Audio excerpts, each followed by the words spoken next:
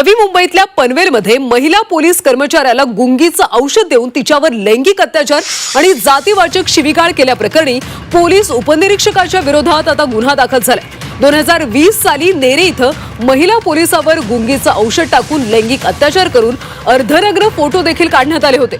हे photo viral करण्याची धमकी देत तसंच लग्नाचा आमिष दाखवत गेल्या 5 वर्षांपासून आरोपी पोलीस उपनिरीक्षक जबरदस्तीने लैंगिक अत्याचार करत होता। या प्रकरणी आरोपी पोलीस उपनिरीक्षक कृष्णा कुटे आणि त्याची आई इंदुबाई कुटे यांच्यावर आता गुन्हा दाखल झाला। नवी मुंबईतला हा सगळा पनवेलमधली ही घटना आहे। महिला पोलीस कर्मचाऱ्याला गुंगीचं औषध देऊन तिच्यावर लैंगिक अत्याचार करण्यात आला होता आणि या विरोधात आता पोलीस उपनिरीक्षकाच्या विरोधात गुन्हा दाखल झालाय। 2020 मध्ये ही घटना घडली होती आणि या प्रकरणी 5 वर्षांनंतर आता आरोपी पोलीस उपनिरीक्षक आणि त्याच्या आईवर गुन्हा दाखल झाला।